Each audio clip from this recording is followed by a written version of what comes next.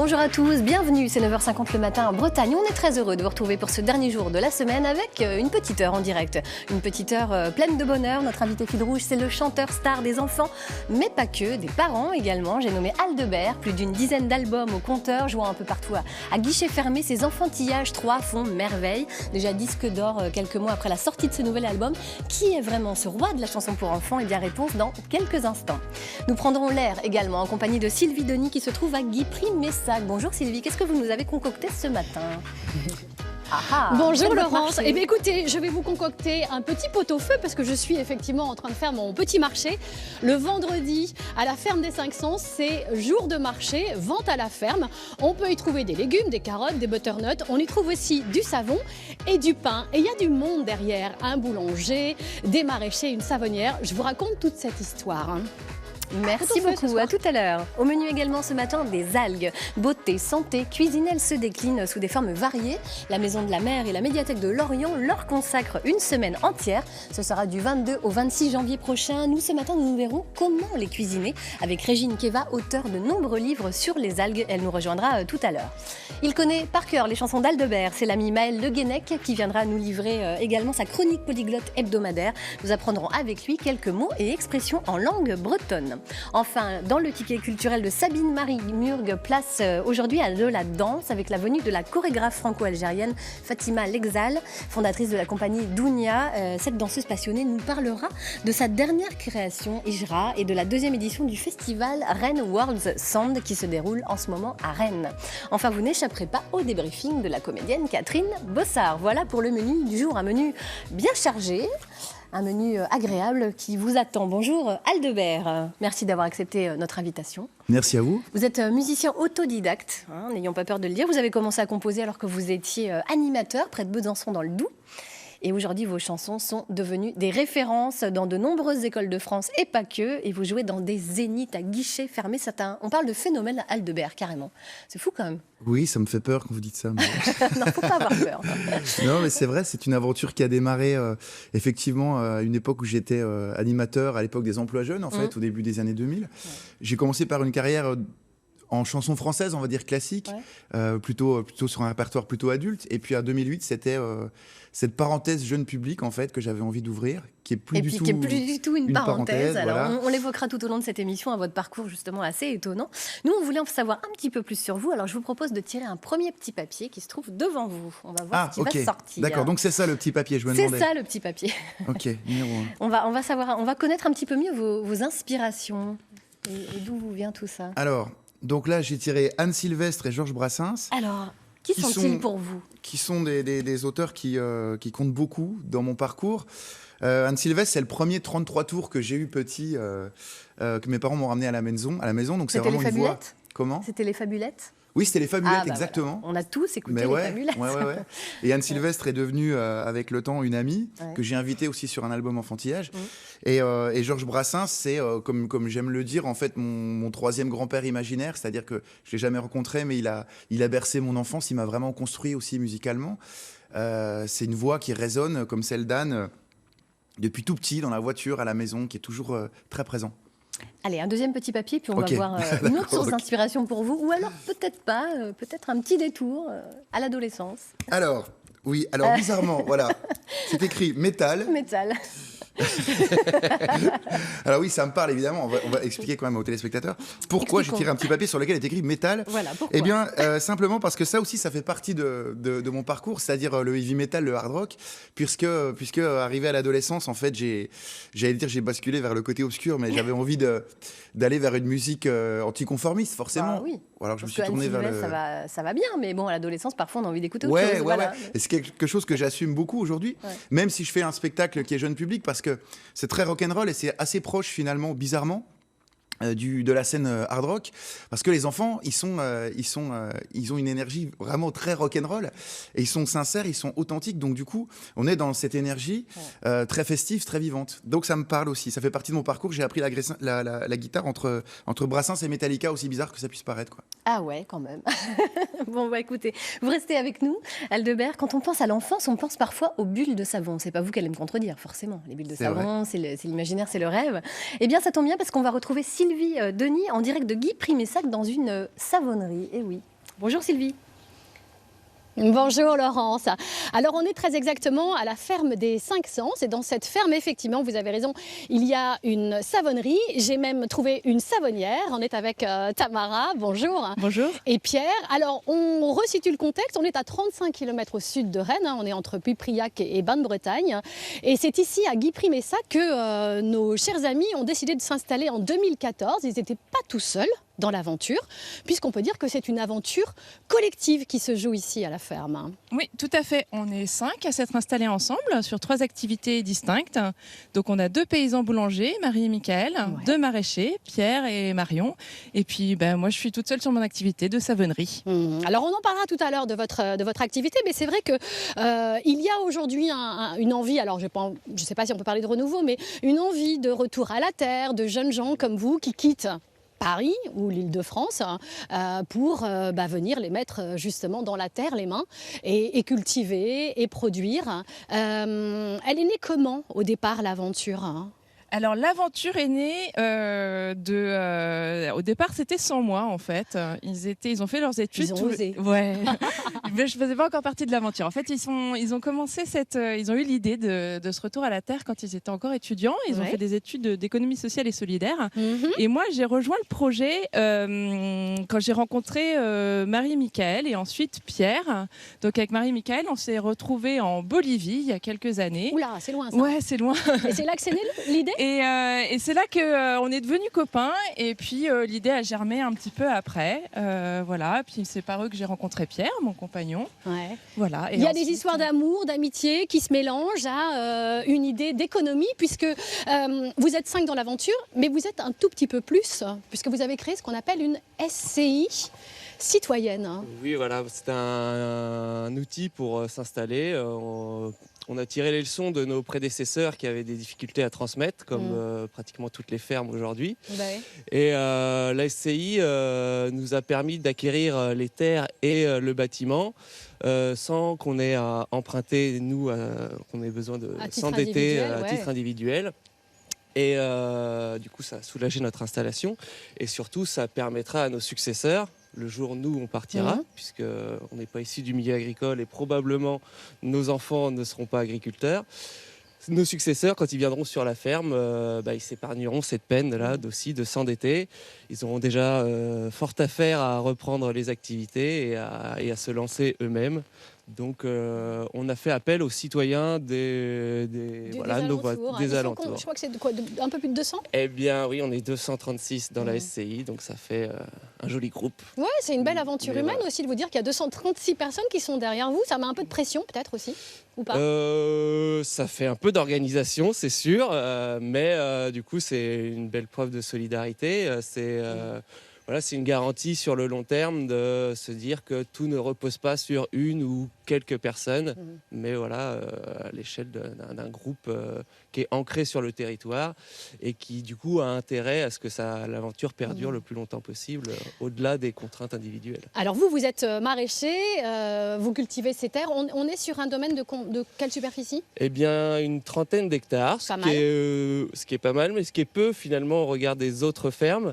Mais c'est vrai qu'on a réussi à monter des activités avec une forte valeur ajoutée, avec la transformation de la farine en pain. Il se passe, venez voir, parce qu'il se passe des trucs ici. Boulange paysanne, parce qu'il y a un boulanger aussi. Il est les mains dans la farine. Là. Oui, aujourd'hui, c'est la boulange. C'est Michael. Hein. Oui, bonjour. Salut Michael. Hein. Qui fait partie de l'aventure. Oui, exactement. Un des 5. Hein. Avec Marie. Avec Marie. Elle est où la petite main ? Coucou Marie. Elle est derrière, elle pétrit le pain. Qu'est-ce qu'il y a aujourd'hui dans le four ? Hein ? Aujourd'hui, il n'y a pas encore dans le four, mais on prépare la pâte pour tout à l'heure, du coup, pour la cuire tout à l'heure. Pour la vente à la ferme, donc, de ce soir, et pour les magasins de paysans brin d'herbe à Vezin-le-Coquet et Chantepie. Voilà, parce que le vendredi, c'est vente à la ferme. Donc, il y aura des légumes, on l'a vu tout à l'heure. Il y aura les savons de Tamara, on le verra tout à l'heure. Et il y aura le pain de Michael et Marie. Le pain paysan au levain naturel. Il est parfait en maraîcher, il est super en assistant micro. Hein, vous avez vu ? Top, impeccable. À tout à l'heure. À tout à l'heure, Sylvie, merci. Votre dernier album, Aldebert, votre album Enfantillage 3 est déjà disque d'or en seulement 3 mois. 50 000 spectateurs ont été séduits par votre univers, tour à tour déchaîné, poétique. On parle donc de phénomènes vous concernant. Ça fait 10 ans que ça dure. Alors avant de mieux vous découvrir, on va vous retrouver tout de suite, vous allez voir, au Zénith de Grenoble, plein à craquer, forcément comme il se doit. C'est un reportage en immersion d'Aurélia Guillemin et de Fabien Fougère. À chacun de ces concerts, la ferveur est un peu plus forte. Dernier coup d'œil rituel avant d'entrer en scène, Aldebert prend la température. Ils sont là. 3000. C'est pas mal, hein? Autant d'adultes que d'enfants qui réclament d'une seule voix. Du gros son. Sur les 70 sur le plafond, du gros son. Aldebert n'est pas tout à fait ce qu'on imagine d'un chanteur jeune public.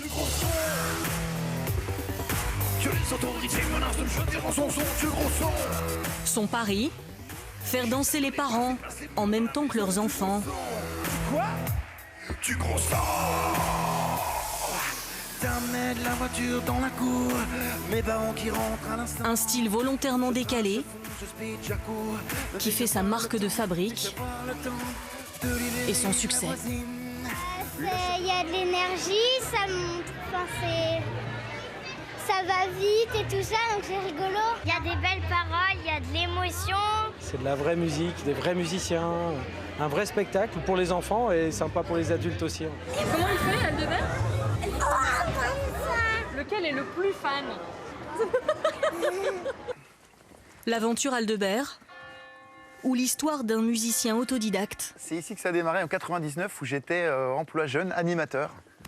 Près de Besançon, il a laissé plus qu'une empreinte. L'école du village porte aujourd'hui son nom. Voilà, bah là je me sens à la maison, là, je me sens chez moi. Je pense que c'est le même bureau qu'à l'époque. Ouais, je crois que c'est celui-là. Ça n'a pas bougé, vous voulez un peu changer de place et tout. Et donc là, je commence à écrire des chansons et je fais un petit peu à cette période de métier. C'est-à-dire que je suis animateur la semaine avec les élèves et puis le week-end, je suis chanteur. Auprès des élèves de l'époque, il a puisé son inspiration. Ils sont tous là. Et désormais ici, comme dans beaucoup d'écoles en France, on apprend ces chansons devenues des références. Si c'était maman qui pour une fois te courait le cadeau. Merci, bravo. Combien t'as déjà fait de concerts? Ouh là là là là. Écoute, je pense que j'ai dû en faire plus de 1000. Ouais, parce que tu vois, rien que la dernière tournée, il y avait déjà 350 concerts sur une seule tournée, en 2 ans et demi, donc depuis le temps, ouais, ça doit faire ça. Autour de Guillaume Aldebert, une solide bande de potes qui a grandi, mais pas autant que le succès.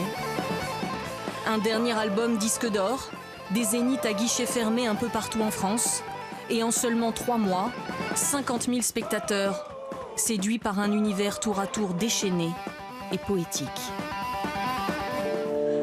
C'est quoi la musique? C'est du son qui se parfume. C'est quoi l'émotion? C'est l'âme qui s'allume. C'est quoi un compliment? Un baiser invisible. Et la nostalgie? Du passé comestible. L'apprenti Dracula. Aldebert revisite tous les thèmes de l'enfance, sur une musique qui entraîne même les plus grands. Ça nous fait des bonnes journées, tu vois. La vie d'écolier, c'est pas ce qu'on croit, non. Au début, on m'a dit, fais gaffe, c'est pas de la chanson pour enfants, clairement, et c'est pas de la chanson pour adultes, clairement. Donc t'es entre deux eaux, t'es entre deux chaises, et du coup, ça ne marchera pas. Et finalement, le truc, il s'est imposé quelque part. Il s'est imposé en tant que tel, parce que c'était pour les enfants, et il y avait une lecture adulte. Elle a dit stop, attention. L'enthousiasme est tel qu'Aldebert ajoute des dates au gré de sa tournée.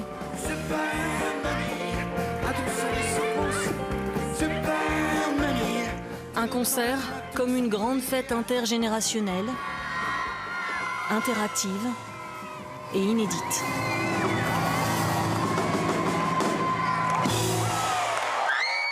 Waouh! C'est un vrai moteur pour vous, ce qui se passe dans les salles. Vous êtes un enthousiaste de base, mais alors là, c'est quand même...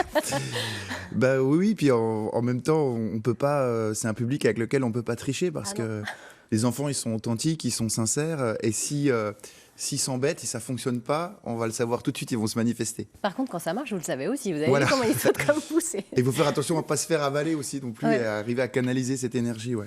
Vous êtes un nostalgique de l'enfance, vous ou pas? Sur certains points, ouais. Après, voilà, j'ai pas spécialement envie de revivre mon enfance, ça me bronche pas spécialement.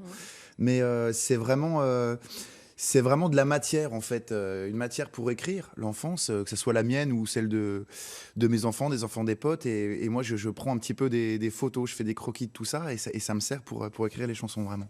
Alors on l'a vu dans le reportage, il y a une école carrément qui porte votre nom dans le Doubs, c'est la classe quand même. Mais oui, c'est un peu l'ironie de l'histoire quand même, parce que c'est pas trop votre ça a beaucoup fait rire ma mère, favori, j'imagine. Parce que j'ai un parcours scolaire un petit peu décousu quand même, et du coup ça a été, ça l'a beaucoup fait marrer ça.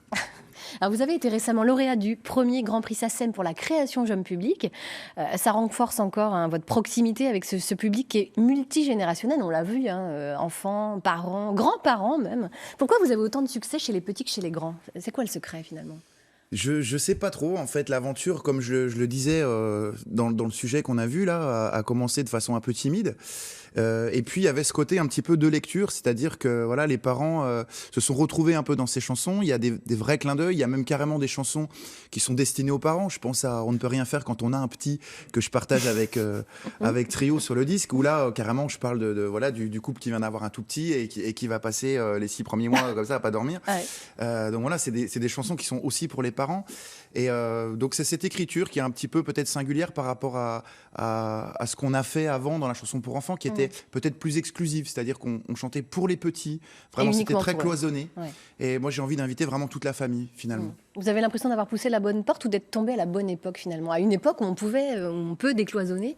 Oui, je sais pas, peut-être que aujourd'hui voilà, on n'est plus dans des carcans, dans des chapelles musicalement. Et puis les enfants aussi sont très ouverts, c'est-à-dire que voilà, comme je le fais sur scène ou sur les disques, on peut proposer un arrangement world music, on peut faire du métal, on peut faire de la pop, c'est de la musique, du hip-hop, c'est très ouvert, ils sont très ouverts, on peut aller partout en fait. Donc ça, pour moi, c'est un espace de liberté énorme.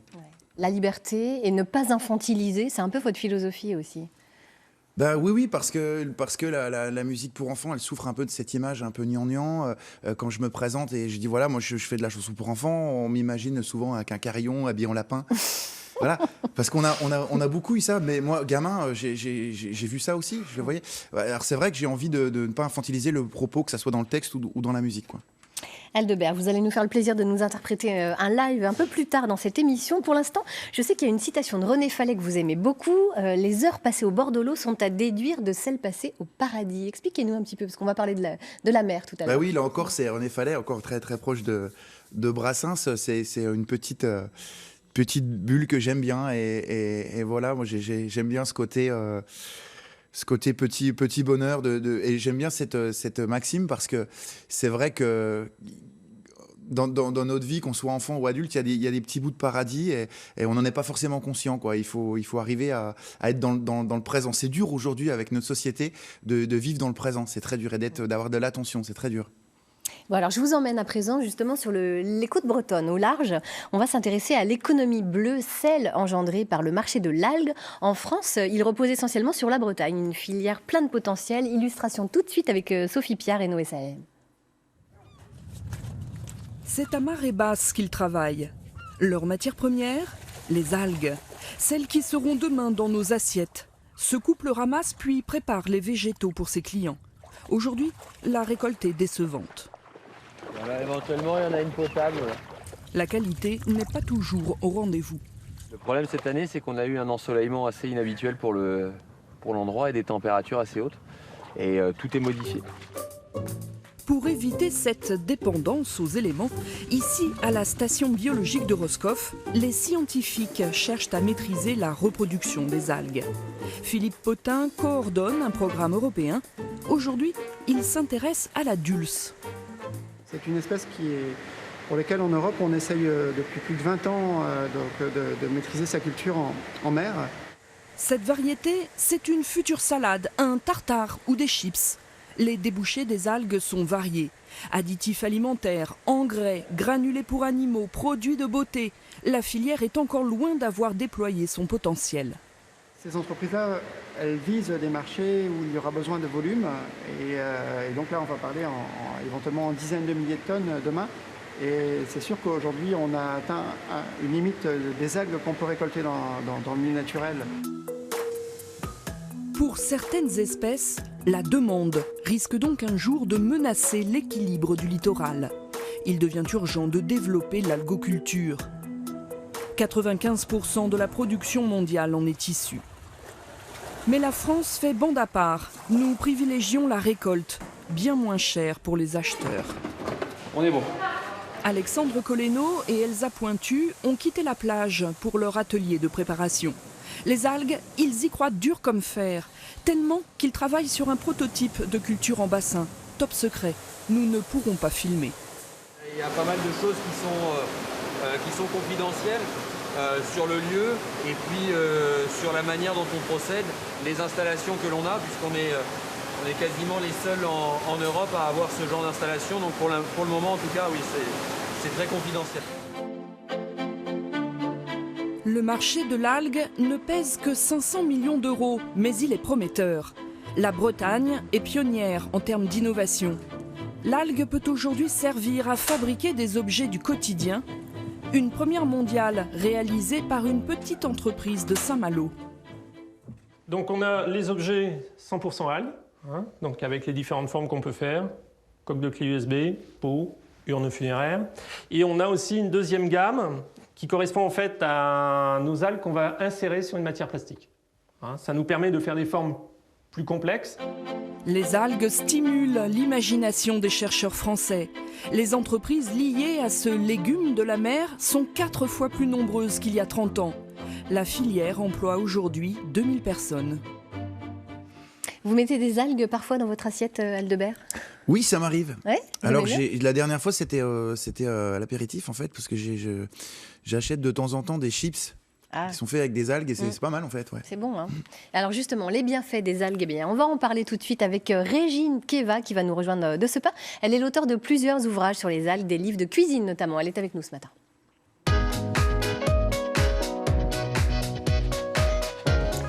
Bonjour Régine Keva, vous arrivez avec votre grand sourire et votre passion pour les algues. Alors vous faites partie de celles et ceux qui croient dur comme fer au potentiel des algues. Pourquoi ? Y croire, c'est le mot qui convient même pas. c'est comme si on disait, est-ce que quand on mange, ça nous apporte des bienfaits ? Ben oui. Donc c'est une évidence. C'est une évidence. Les algues doivent faire partie de notre assiette. Absolument, on a juste 10 000 ans de retard. C'est tout. Rien. Donc 10 000 ans de retard, on va essayer de les rattraper assez rapidement. Comment vous avez découvert la richesse justement des algues ? Moi j'ai fait une sortie algues, ce que font beaucoup de gens quand ils viennent maintenant sur l'Estrance, qu'on voit d'ailleurs en ce moment. J'ai fait une sortie algues il y a une dizaine d'années et j'ai été complètement éberluée de voir que tout ce sur quoi on marchait, on râle en disant ouais ça glisse, ça sent pas bon. Ça, ce sont des aliments de qualité.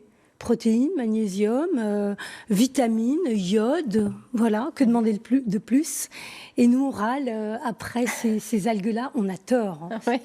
Alors, depuis cette sortie algue, vous vous attelez justement à partager vos connaissances et votre passion dans des ouvrages et lors de conférences. Vous participez à l'événement qu'organise justement la Maison de la Mer et la médiathèque de Lorient du 22 au 26 janvier prochain sur les bienfaits des algues. Et le vendredi 26, vous proposez une journée de conférences et d'ateliers cuisine. Quelles sont les algues qui se mangent ? Alors, c'est une question qu'on se pose souvent. Vous dites on marche sur des aliments, mais il faut quand même bien choisir. Oui et non. C'est-à-dire que si on va sur l'estran, c'est-à-dire cette zone de balancement de marée, si on cueille les algues dans un endroit propre, c'est-à-dire dans un endroit non pollué, qualité de l'eau, etc., tout se mange. Il n'y a pas d'algues toxiques. On parle des macroalgues, c'est-à-dire des algues qu'on peut voir à l'œil nu. Tout se mange. Après, il y en a qui ne sont pas bonnes, donc on va les recracher. Il y en a qui ont des goûts. Il y a une algue que j'ai renommée la recracharia. Voilà. La recracharia. Elle n'est pas bonne, c'est ça ? Parce qu'elle n'est pas bonne du tout. Amer, mais toutes les algues sont bonnes. Après, il y a des algues délicieuses et il y a des algues moins bonnes que d'autres. Vous conseillez lesquelles en termes de gustatifs? Alors, on va commencer aussi par toutes celles qui se vendent dans les magasins, puisque nous, on a la chance de pouvoir aller en cueillir, les goûter, les couper et puis les cuisiner nous-mêmes, mais on en achète aussi. Donc, on va avoir ici l'ulve qu'on voit derrière nous, une algue verte qui est excellente pour la santé, qui est très bonne au niveau du goût aussi. Ouais. On va avoir des algues rouges aussi, la dulce, la nori qu'on a vu tout à l'heure. Voilà, la nori qu'on voit dans le reportage, là, derrière nous. Et puis les algues brunes, c'est-à-dire les laminaires, et puis le wakame, par exemple. J'essaye d'aller vite. Effectivement. Alors, la cuisine aux algues, ça demande quand même une petite initiation. Et dans votre dernier ouvrage, Algues gourmandes, vous proposez des recettes. Que faut-il savoir avant de se lancer dans la cuisine aux algues? Est-ce qu'il y a des essentiels à connaître? Oui, bien sûr, il y a des essentiels à connaître. C'est la raison pour laquelle on a écrit cet ouvrage. C'est pour tenir la main aux gens et pour leur dire, écoutez, c'est pas compliqué, mais on vous donne les bases et puis une fois que vous les aurez, vous pourrez marcher tout seul. Est-ce qu'il y a un dosage, par exemple, alors, le à dosage, respecter? Oui, bien sûr, parce que quand on en met trop, c'est pas bon. Les algues, ça peut avoir un goût très fort. Ça dépend si on les met en poudre, en paillettes ou fraîches. Et surtout, il y a effectivement une différence entre algues sèches et algues fraîches. Des algues fraîches, on va les utiliser avec des aliments secs, par exemple du houmous. Le houmous, c'est sec. Et avec des algues fraîches, les algues fraîches vont réhydrater le pois chiche, alors que des algues sèches vont avoir besoin d'humidité, elles. Voilà.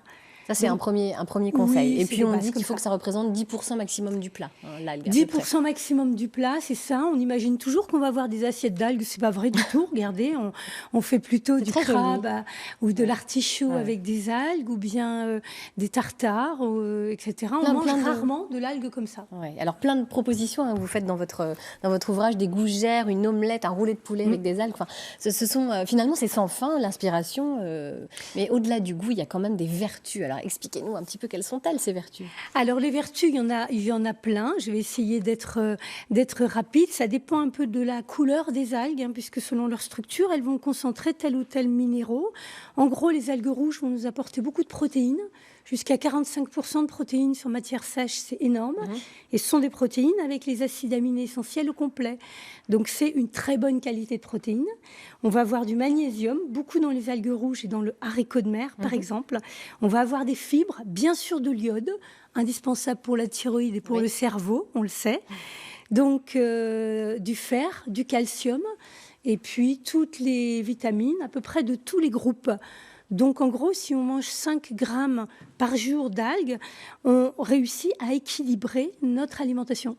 Et ben voilà, un excellent conseil. Merci beaucoup, Régine Keva, d'être venue à notre rencontre. J'en connais un qui va encore rajouter un petit peu plus d'algues à sa cuisine. Non ? Pourquoi pas ? Ouais. Moi, j'ai goûté la salade d'algues.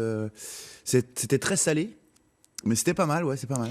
Alors, il y a juste un problème, c'est que c'est pas breton. Ah, et c'est mieux de favoriser les algues bretonnes. On a une économie qui est de grande qualité, qui ne demande qu'à se développer. Et on a un champ d'algues en Bretagne qui est le plus grand champ d'algues d'Europe, avec des eaux de qualité. Donc les algues poussent naturellement dedans. Ouais. On a des eaux fraîches qui sont très bonnes et pas du tout polluées, comme tout le monde le sait ici. Et donc, c'est tout à fait les eaux de qualité pour développer les algues, comme on l'a vu tout à l'heure dans le reportage. Alors, si on veut écouter, en savoir plus, eh bien, on offrira tout à l'heure le livre Algues gourmandes à Aldebert. Et puis, au rendez-vous du 22 au 26 janvier à la médiathèque de Lorient. Régine Keva, vous y serez le vendredi 26. Le samedi.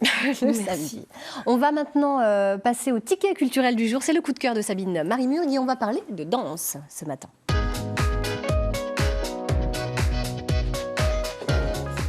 Bonjour Sabine. Bonjour Fatima. Bonjour.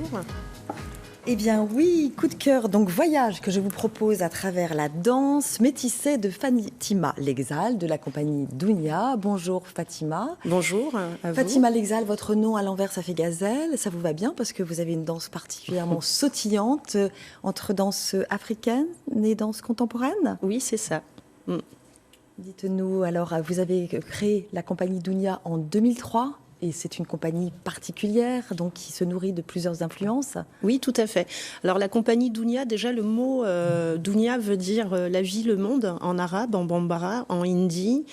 russe et je pense en d'autres langues encore. C'est un mot qui renvoie à l'universalité de notre passage sur Terre, avec tout ce que cela engendre en termes d'histoire personnelle, d'histoire collective, d'identité, qui se construit et se déconstruit au fil de nos rencontres, nos voyages, nos peurs, nos joies, nos émotions. Et de manière tout à fait sans prétention, l'objet de Dounia est d'aborder le déplacement, le nomadisme, l'identité plurielle au travers de créations chorégraphiques et musicales. Et notamment Hijra, la dernière création, qui veut dire en arabe se déplacer d'une terre vers une autre terre, et dans laquelle j'aborde l'exil et l'universalité de l'exil plus précisément. Je vous propose de regarder un extrait donc, de Hijra, chorégraphie de Fatima. J'ai décidé d'un commun accord d'arrêter de faire le grand écart, de sauter vaille que vaille et de tout mon corps, les deux pieds joints d'abord en plein dans la faille. Dans la faille. Dans la faille.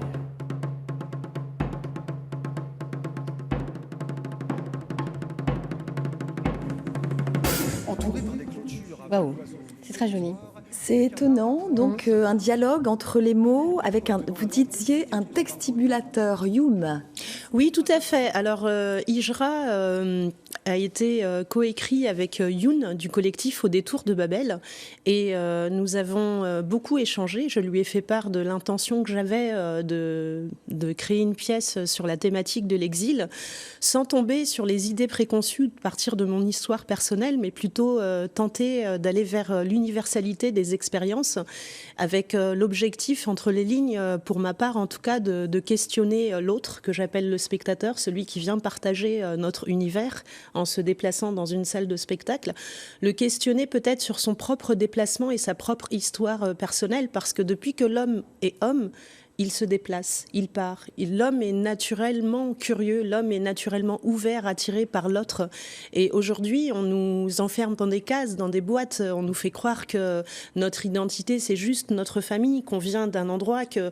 Enfin, en tout cas, je pense que ce qui nous constitue en tant qu'être humain, et déjà à travers le temps, les époques, les cultures, les origines, bref, toutes les histoires, et encore aujourd'hui, dans chacune des familles, je suis convaincue qu'il y a forcément un étranger quelque part et que nous sommes tous des étrangers, des habitants de cette terre, évidemment avec ce qui nous constitue au travers de notre propre identité, que l'on reçoit en héritage. Après, il y a toute l'histoire de la génétique, etc. Mais enfin, sans aller dans ces chemins-là, se dire qu'effectivement, on a un héritage, mais qu'ensuite, nous, on chemine. Et que notre cheminement nous constitue. Et j'ai la joie et le bonheur de me dire que notre identité n'est pas figée.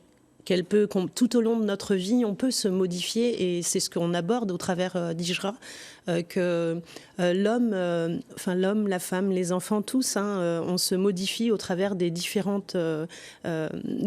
déplacements, que ce soit de la campagne vers la ville, que ce soit de l'école vers le collège, que ce soit pour des raisons professionnelles, des raisons, bref, X raisons, on a tous quelque part vécu ou touché à ce déplacement. Voilà. Qu'est-ce que vous parlez bien. Oui, bon sang. Merci. Et un message aussi que vous passez dans un grand événement à Rennes qui se déroule depuis hier. Oui, tout à fait. Alors, effectivement, avec Dounia, on crée des spectacles, on produit des spectacles, et avec nos petites mains et les artisans que nous sommes, nous développons à l'échelle locale et puis aussi à travers la France, nos pays, nos pays. Nos créations, donc il y a danse, musique, jeune public également. Du coup, je me reconnaissais beaucoup dans ce que disait tout à l'heure. Moi, je t'appelle Aldebert, je connais pas trop ton prénom, mais voilà. En tout cas, Guillaume, c'est vrai que toute l'authenticité, les enfants, ce qu'on partage, bref, je partage à 100% ce que tu dis, et tu le dis justement et simplement. Et après, nous, on est aussi des habitants de Rennes, des habitants de la Bretagne, on est des Bretons, et on bouge le territoire au travers d'événements qu'on coproduit et qu'on co-réalise avec d'autres structures de production. Et donc nous, on est membre de Bretagne World Sound, qui réunit 24 producteurs bretons qui agissent sur le développement des musiques bretonnes, musiques du monde.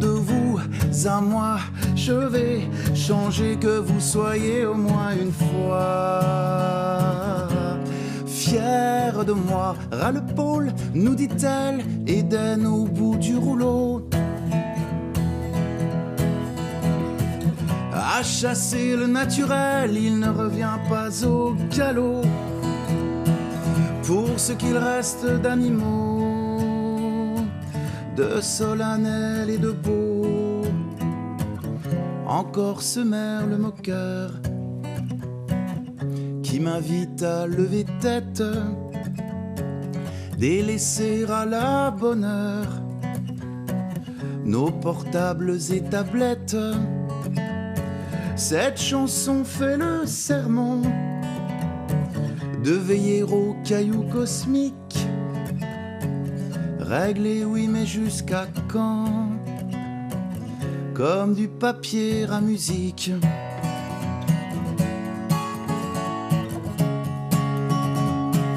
Comme du papier à musique.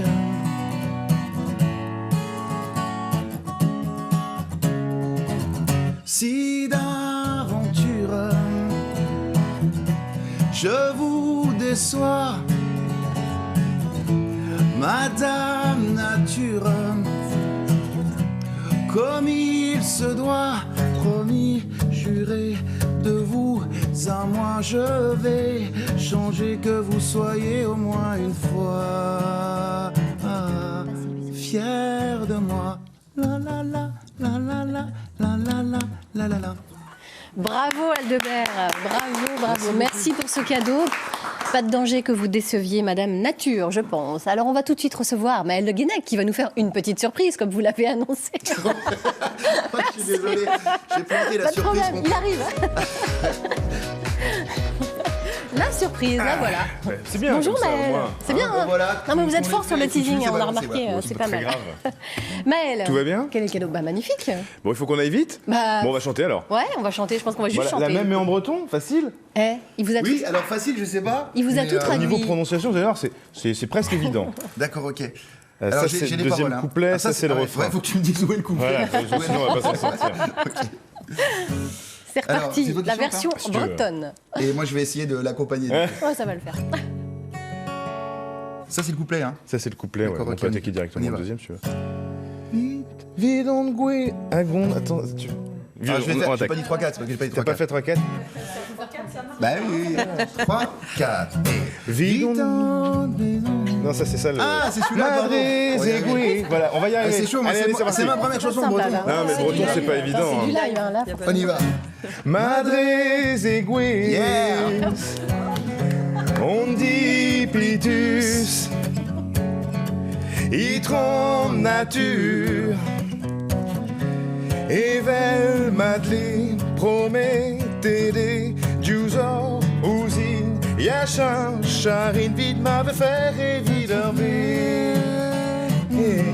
Fière usine. Yeah. Ah ouais. Joli. Joli. Deuxième. Pas mal. Ouais, vas-y, Allez, vas-y. deuxième. Deuxième. Vous avez encore un peu de temps. Vite en Agon stéréo. Stéréo. On mène, on vorgerou. Chaud, ça, quand même. Ouais. Egreron touriou femat. Paues on sotoniou. O lavar abracadabra. Kempeno marser den hut. Réolier nous on kepera. Eveleur guiro relâche. Madres aiguilles. On dit pitus. Pitus. Hydro nature. Evel Madeleine, promettez Diusor, usine, Yachinch, Arine, vide ma faire et vidervech, fière usine. Bravo. Maël Le Guenec et Aldebert, complet dans Ah, tous les avec zéniths deux, trois en France. répètes, on y arrivera, hein. Moi, je Ouais, pense c'est que parti, c'est bon. hein. Vous êtes bien partis. Merci beaucoup, Maëlle. Avec plaisir. Écoutez, voilà. On a le temps pour rien d'autre. Un duo est... ça va être compliqué, là. Un duo est né, là, je crois. Ça y est, une belle rencontre. On va tout de suite retrouver Sylvie Denis en direct de Guipry, Messac, Sylvie. Vous avez vu, la barre est haute, hein? Oui, Laurence. Ouais, effectivement. On va peut-être faire moins de bruit. Bon. On chante pas, mais on peut faire mousser effectivement aussi l'ambiance avec Tamara, parce que Tamara elle est savonnière. Ça c'est pas commun comme métier, hein, parce que finalement chansonnier c'est facile, hein, faire des chansons, faire du savon, c'est le métier de Tamara. En plus c'est une reconversion parce qu'au départ vous n'êtes pas né dans les bulles de savon. Pas du tout. Votre truc c'était le patrimoine. Ouais. Bon, on a un peu de mal à voir effectivement comment s'est fait le lien. Mais c'est la vie qui parfois fait des aventures. Hein. Oui, il y a plusieurs choses en fait. D'abord, il y a quand même un lien, au sens où moi je m'intéressais beaucoup à tout ce qui était savoir-faire, patrimoine immatériel et tradition. Et c'est vrai que le savon en Bretagne, c'est quelque chose, alors on le sait un peu moins parce qu'on a surtout entendu parler de Marseille, mais Nantes était aussi une grande capitale du savon. Ouais. Alors ça c'est vrai qu'on le sait moins, parce qu'on pense souvent aux savonneries de Provence. Hein. Voilà. Mais Nantes voilà, pendant toute l'ère industrielle, en fait, comme Nantes était un port, c'est là qu'on a fait des savons à base d'huile de palme, de coco. Bon, alors la palme, évidemment, moi je m'en sers pas, mais ça a été un grand pôle historiquement. Mais le coco, oui, le coco rentre dans la confection du savon. Voilà, l'huile de coco, c'est quelque chose qui va apporter de la mousse au savon et qui va l'aider à se tenir, à se durcir un petit peu. Donc moi j'utilise de l'huile de coco à peu près dans toutes les recettes. Là on est dans votre laboratoire, ça sent super bon. Grattez un peu la télé, vous allez voir, vous allez sentir le patchouli. Voilà. Parce que là on a fabriqué, enfin surtout Tamara, moi j'ai regardé, on a fabriqué du savon au patchouli. Voilà. Ça ressemble un peu à une mode de beurre, mais ça n'est pas. Non, on va éviter de le manger. On va éviter de le manger.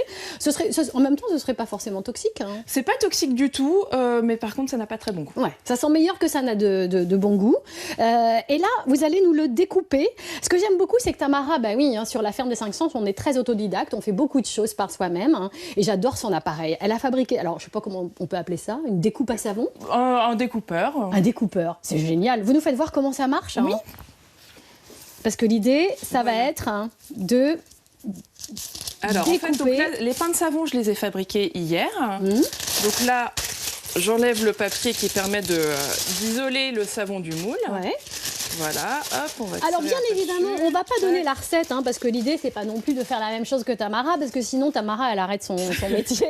Mais on sait qu'il y a de l'huile de coco pour le côté moussant. Et qu'est-ce qu'il y a d'autre comme ingrédient majeur dans le savon ? Alors, on va trouver des huiles locales. Ça, c'est ce qui est sympa là où on est, en fait, c'est qu'on va pouvoir utiliser du tournesol ici. Il y a aussi des recettes au colza, au lin, à la cameline, qui est une très belle huile qu'on a la chance de trouver localement. Il va y avoir un peu d'huile d'olive, qui est l'huile reine du savon. Bah oui. Le savon va être parfumé aux huiles essentielles.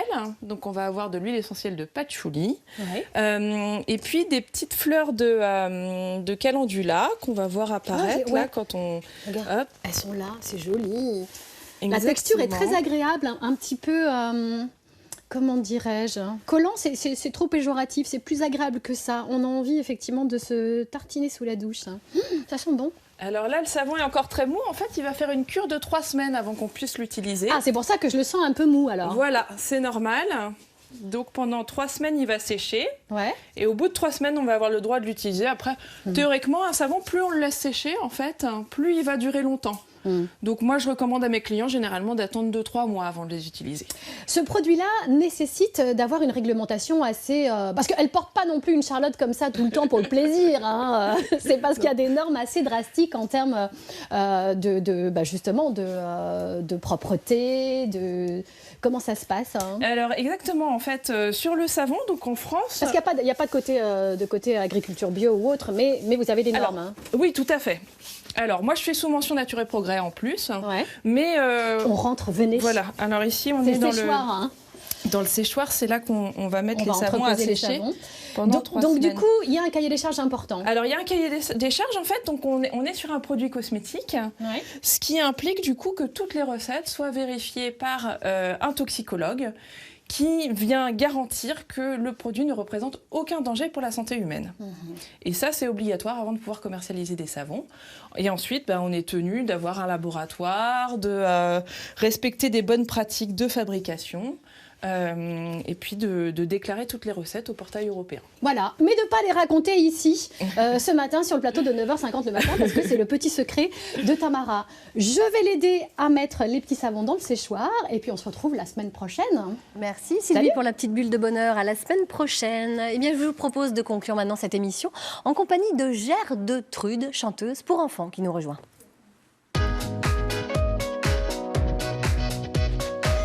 Bonjour, chère Gertrude.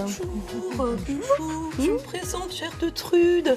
Je pratique la chanson réaliste pour enfants, afin également de changer de registre pour ce qui est proposé aux enfants. L'idée étant de les sensibiliser à la vie future par le biais de chansons réalistes. Vous connaissez peut-être mon tube Aldebert, Papa et moi. Papa et moi on divorce, on se détestait à force. Papa et moi c'est fini, et ton innocence aussi. Voilà, c'est un grand tube. Je fais également des reprises, et notamment Waka Waka Mémé, Waka Waka Mémé, finis tes algues en salade, ou tu seras malade. Voilà, je fais également de la chanson alimentaire. Donc vous avez peut-être connu mes autres tubes, Ne sois pas emploi jeune ou tu finiras intermittent, hein, Aldebert. Le paradis n'existe pas et ton ami Médor est mort. Accident de capote également pour revisiter les origines des enfants. C'est important de dire d'où ils viennent. Mes concerts ne sont pas complets. Donc n'hésitez pas à venir. Mais ceci dit, j'ai une ordonnance du juge parce qu'avant j'avais pour unique accompagnement une scie musicale. Étant donné que les enfants sont très spontanés, ils disent quand ils s'embêtent. Bon, j'ai eu un petit accident au cours d'un de mes derniers concerts. Donc je ne peux pas m'approcher des enfants. Par contre, j'ai une chaîne YouTube où je vous invite à découvrir mes autres tubes. Donc voilà, pour la chanson réaliste française pour enfants. Merci Gertrude. Mais merci de rien. Infiniment. Merci Aldebert. C'est la fin de cette émission. Merci d'avoir été à nos côtés. Hein. Aldebert, on le rappelle, c'est complet partout quasiment, sauf à Plougastel d'Aoulas pour l'instant. Avec Gertrude, le 24 Gertrude en première partie. Avec Gertrude en première partie. Il faudra donc attendre le 19 janvier 2019 à Saint-Brieuc, à l'Armione, pour retrouver Aldebert avec des places disponibles.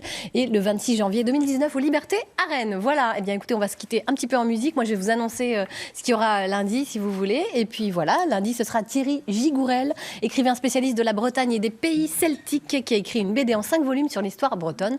Donc lundi à 9h50. Excellent week-end à tous.